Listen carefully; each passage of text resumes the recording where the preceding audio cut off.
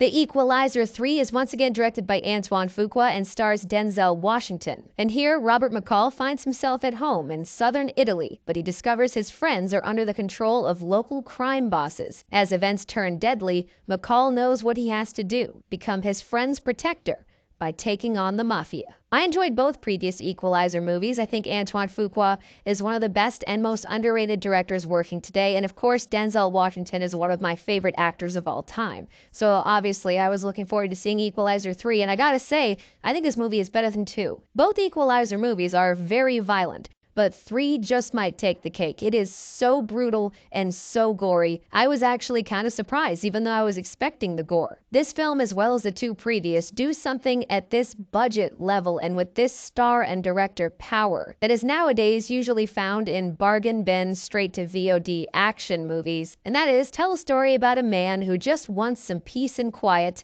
and the people who keep getting in the way of said peace and quiet.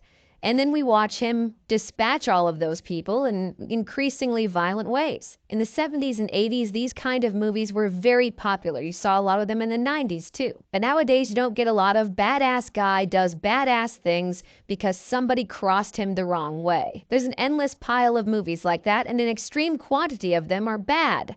But the Equalizer movies are good because Antoine Fuqua is genuinely a masterful filmmaker. I would never dare to say that this trilogy is masterful, but I think that Antoine Fuqua knows exactly where to put the camera to maximize not just the violence, but the character. And Denzel Washington is always going to be incredible in everything that he does. This is not a person who usually does sequels or franchises or film series of any kind. The fact that he's come back for 3 of these and the fact that Antoine Fuqua still enjoys making them tells you that these guys really like what they're doing.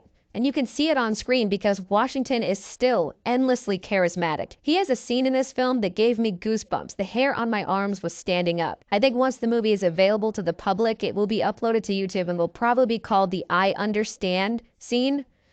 He's just so good in this film. And as a fan of Man on Fire, I have to say that it was very nostalgic to see Dakota Fanning and Denzel Washington in a movie together again, and they still have excellent chemistry. The one thing about the movie that I think holds it back from being even better is really the same thing that holds the entire trilogy back from being better, and that's that Robert McCall is rarely challenged physically. He's just kind of perfect at everything, and nobody ever expects him to do the things that he does. He's kind of like a ghost. He just surprises all of the bad guys because they don't expect it to come from him. This movie is missing what the Bourne films have. When someone sees Jason Bourne, what do they say? You know what they say. Jesus Christ. That's Jason Bourne. Because he has a reputation, people know what he can do, he's someone to be feared. Since Robert McCall isn't really known to the public, people can mess with him and then he can just show up in their houses and kill them, and they didn't expect that to happen. So when it comes to the action, the physicality of the character, he's lacking vulnerability. He's really, really good at what he does, and nobody ever really challenges him. But the vulnerability comes in the emotional side of the character, where you see that he does care about people and he just wants to protect people. But I do think this film and the other 2 would be even better if there was an aspect to this character where people knew who he was. And so they didn't mess with him as much, and they could actually prepare for a battle against this guy and kind of know that he's coming for them. I guess in Equalizer 2, Pedro Pascal's character did that a little bit, and so that was kind of cool. But this movie just has like a loner guy in Sicily who is like, I'm gonna kill all these people, and they're just like, sure, do it.